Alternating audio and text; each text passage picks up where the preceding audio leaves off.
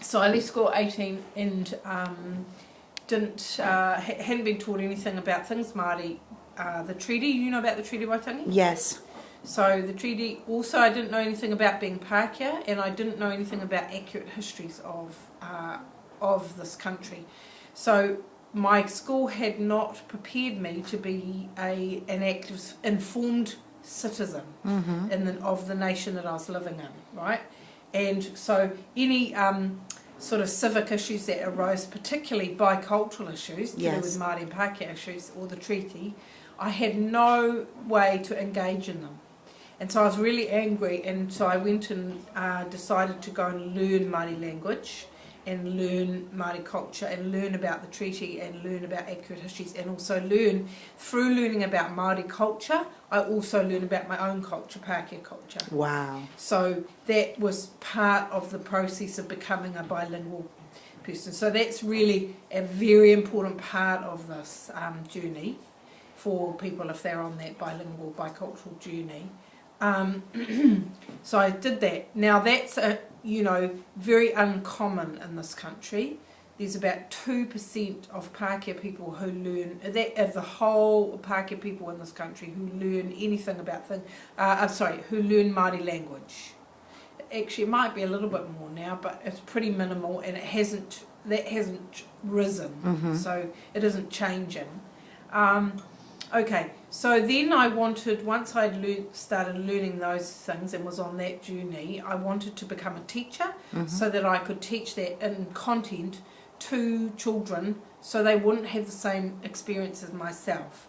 And when I went to Teachers Training College, they said to me, oh, you can't teach the treaty because it's too hard. And hi, Joel. Thank you, Julie. Here you go. Sorry, I had to cut it out of something. Thank you. Thank you. Thank you, Julie. Now where was I saying?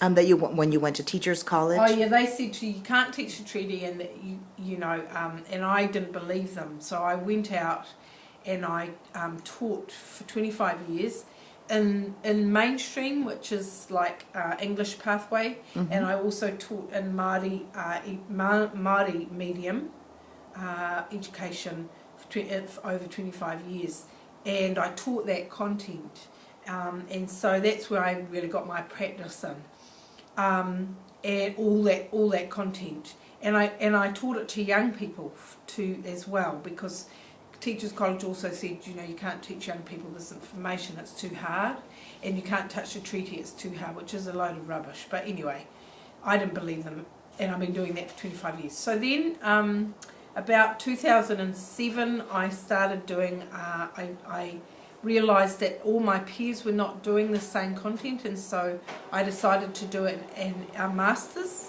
on to asking, were primary school teachers in this country actually teaching accurate histories, or what were they teaching?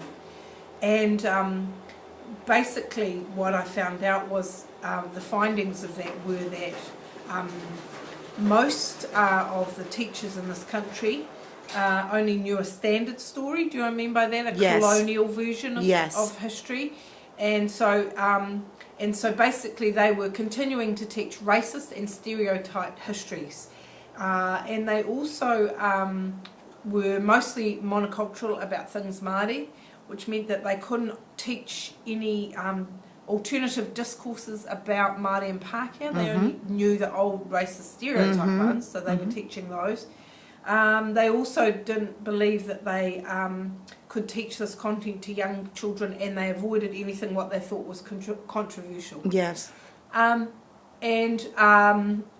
was, about class, racism, sexism and colonisation. So they didn't touch any of that stuff.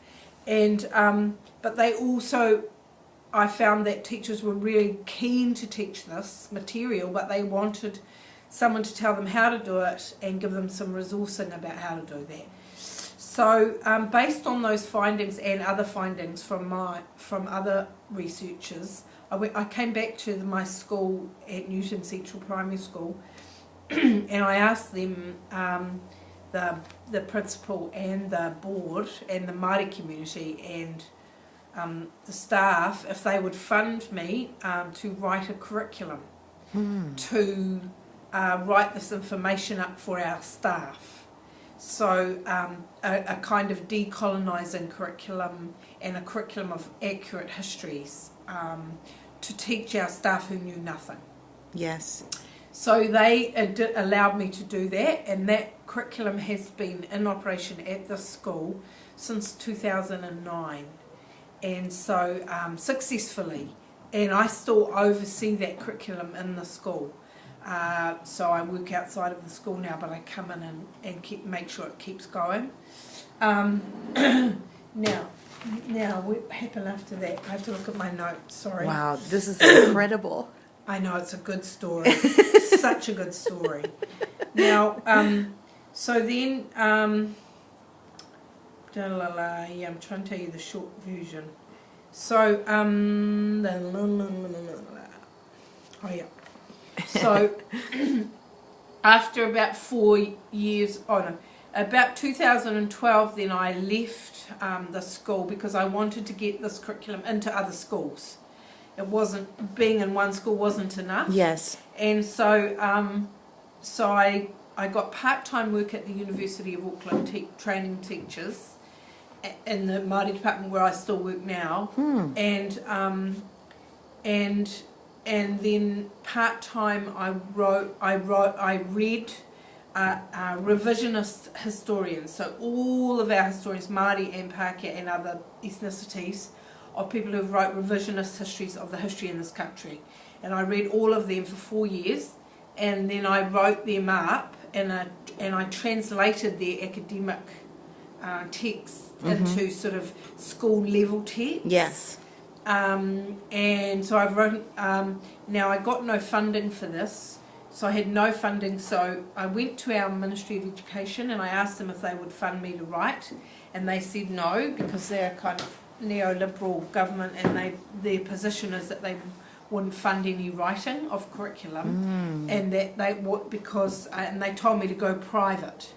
And so that we were forced to do in the end was put a mortgage on the house, which we did, so that I could pay myself a wage to write that, and we did that for 4 years.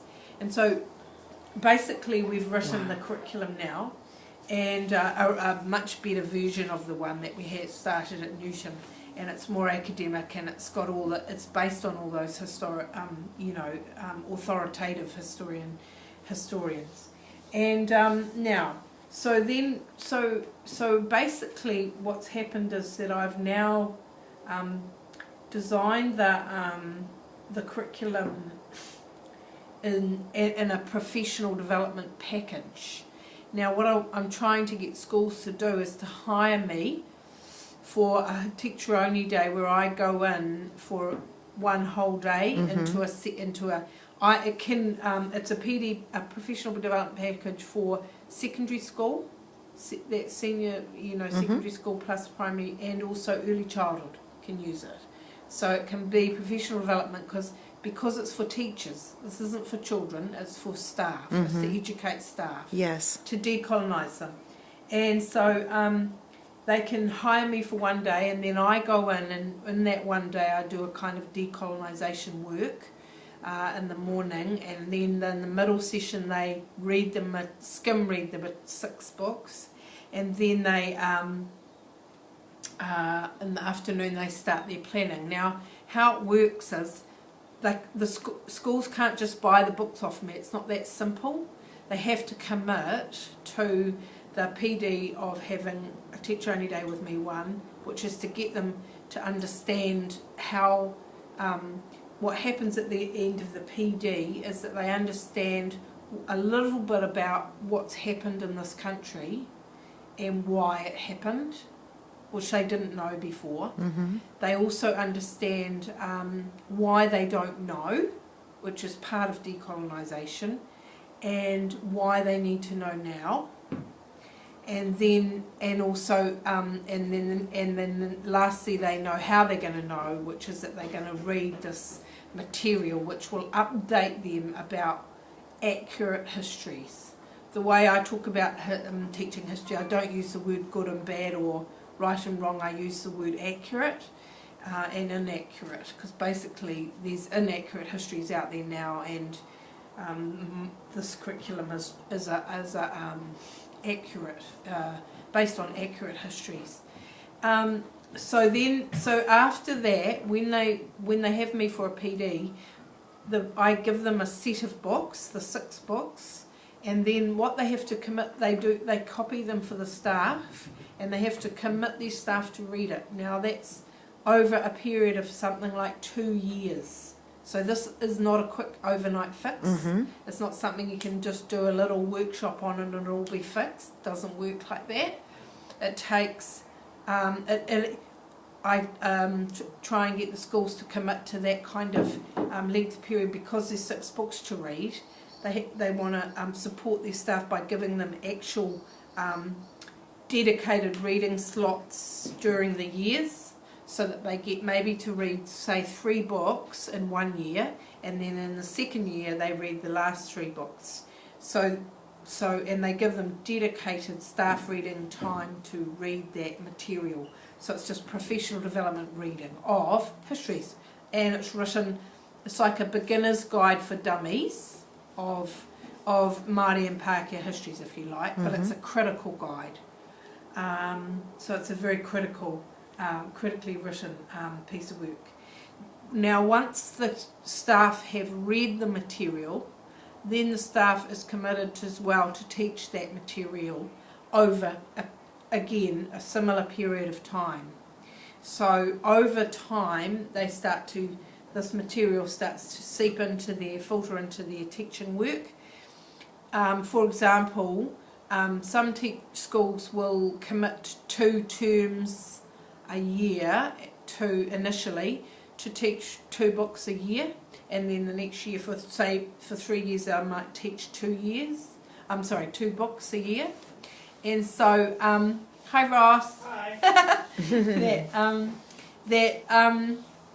And so that way that's how it filters down. Now, one of the really key factors of this curriculum, or the pedagogies of how it's written, is that it doesn't tell teachers what they have to teach.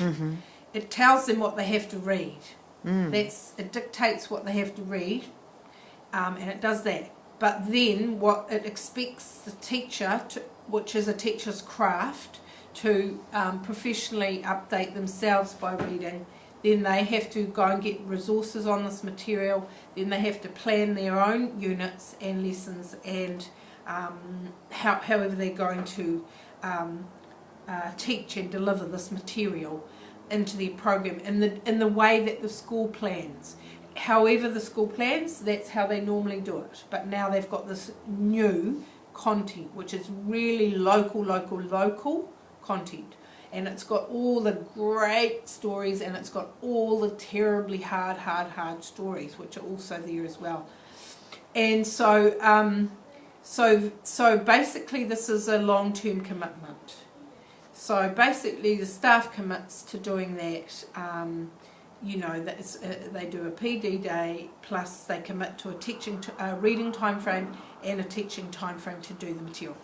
Now, so basically the ministry's position, our government position on this sort of history, they don't know about my finished result yet. I haven't been able to get to meet a ministry contact and say, hey, here's this curriculum, I've written it for you, why don't you just employ me? And then I can go round to every single school in the country over the next 2 years or 3 years and get our whole education updated, all our educators updated, because their position in about teaching history in this country is this. They say that the way that the curriculum is written at the moment, the government will not dictate what a school teaches. That's their sort of neoliberal position. Now, my sort of difficulty with that is that actually if you are trying to grow a nation and an identity, then you actually have to inform the citizen. And if you want your citizens to be active, informed citizens about bicultural issues, which are pretty important in this country, where you've got an Indigenous people and a settler people, plus all the other ethnicities coming in, that, you know, to deal with those things, then you do need to know this stuff, and you do need to teach accurate histories. So it's a very dangerous sort of position, and at the moment we're just creating generations of kind of historical amnesia, and generations of, you know, people who don't know, basically who are monocultural, and they don't know anything about things Māori again, which means they don't know anything about the treaty, and it means that ultimately it ends up means that the Indigenous people, the statistics are still crap in the world, because the settler group has not been educated. You've got to educate the settler group and all the other ethnicities. So just talking about, one of the, I'll talk a bit about the content of the work, because that's pretty important. I'm just having a cup of tea.